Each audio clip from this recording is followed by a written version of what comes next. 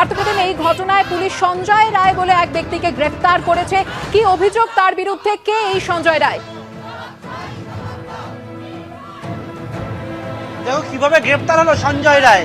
এই যে আমার কাছে যে হেডফোনটি দেখতে পাচ্ছ, এই রকম একটা হেডফোন, যেটা হচ্ছে নেক ব্যান্ড, এরকম ব্লুটুথ হেডফোন।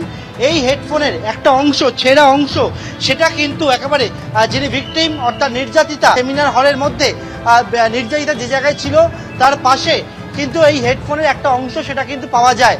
এবং সেখান থেকেই যখন পাওয়া যায় এরকম হেডফোনের একটা অংশ, এই যে হেডফোনগুলো রয়েছে, এই হেডফোনের যে বাটন যে জায়গায় রয়েছে সেইটা অন করলে কিন্তু যারা টেকনিক্যাল বিষয় যারা অ্যানালিসিস করেন, তারা যখন অন করেন তারা বুঝতে পারেন যে এই হেডফোন আসলে কোন মোবাইল ফোনে সেটাকে ব্যবহার করা হতো। সেখান থেকেই কিন্তু যে মোবাইল ফোনে ব্যবহার করা হতো সেই সম্পর্কে তথ্য তারা পেল, এবং সেই তথ্য পাওয়ার পরে কোন নম্বরে এই মোবাইল ফোনটি ব্যবহার হতো সেই তথ্য পেল। পাওয়ার পরে জানা যায় যে সঞ্জয় রায় বলে এক ব্যক্তি, তার সম্পর্কে খোঁজ পাওয়া যায়। এবং এরপরেই এই যে হেডফোন, সেই হেডফোনে পাওয়া সূত্র অনুযায়ী সঞ্জয়কে কিন্তু প্রথমে তাকে ফোন করা হয়, ফোন করে পুলিশ ডাকে হাসপাতালে আসার জন্য, এবং তারপর তাকে কিন্তু গ্রেপ্তার করা হয়েছে। সঞ্জয়ের সম্পর্কে যে হঠাৎ করে ডাকলো, সে চলে এলো, কারণ কি? কারণ যেমনটা জানা যাচ্ছে, সঞ্জয় সম্পর্কে জানতে পারেন সঞ্জয় নানা সময় হাসপাতালে তার কিন্তু যাতায়াত ছিল। সে হাসপাতালে কোনো স্টাফ না হলেও সংস্থার হয়ে, কোন সংস্থা সেই বিষয়ে এখনো পর্যন্ত নিশ্চিত করে বলা হয়নি। কিন্তু একটা ঘটনা ঘটে, সঞ্জয়কে ডেকে পাঠানো হচ্ছে এবং সঞ্জয় হাসপাতালে পুলিশের তলব পেয়ে চলে আসে। আসার পরে তাকে কিন্তু একেবারে যখন জিজ্ঞাসাবাদ, এবং সেই জিজ্ঞাসাবাদ করতে গিয়ে হেডফোনের প্রসঙ্গ যখন পুলিশ তোলে, তখন সঞ্জয়ের বক্তব্য অসঙ্গতি ধরা পড়ে।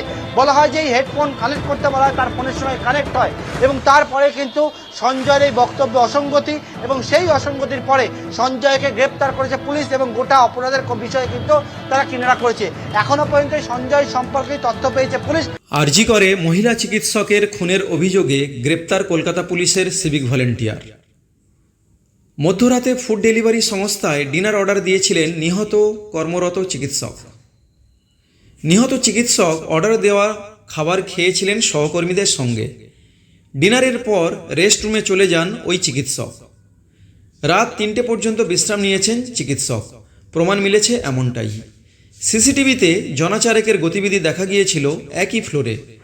সবাইকে ডেকে জিজ্ঞাসাবাদ, একজনের কথায় অসঙ্গতি মেলে। ঘটনাস্থলে মেলে ব্লুটুথ হেডফোন। সিসিটিভিতে দেখা যায় গলায় হেডফোন ঝুলিয়ে সেমিনার রুমে ঢুকছে সঞ্জয়। 30 মিনিটের ব্যবধানে সেমিনার রুম থেকে বেরোনোর সময় হেডফোন ছিল না সঞ্জয়ের কাছে, জানা যাচ্ছে পুলিশ সূত্রে। কর্তব্যরত মহিলা চিকিৎসককে খুনের প্রতিবাদে নিরাপত্তার দাবিতে আরজি করে মিছিল পিজিটি চিকিৎসকদের। আজ কর্মবিরতির ডাক। ন্যাশনাল মেডিকেলে জুনিয়র চিকিৎসকদের বিক্ষোভ। জুনিয়র চিকিৎসকদের কর্মবিরতির জেরে আরজিকর হাসপাতালে তৈরি হয়েছে অচল অবস্থা। শুধু জরুরি বিভাগে মিলছে পরিষেবা।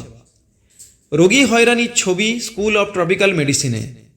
আরও খবর, আরজিকর হাসপাতালেই অন ডিউটি মহিলা চিকিৎসক খুনের ঘটনায় আটক এক।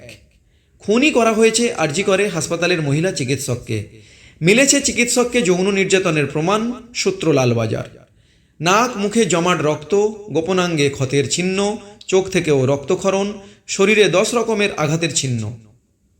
মহিলা চিকিৎসকের শরীরের নানা জায়গায় একাধিক আঘাত, 2 পা থেকেই রক্তপাত, মুখ পেটে আঘাতের চিহ্ন।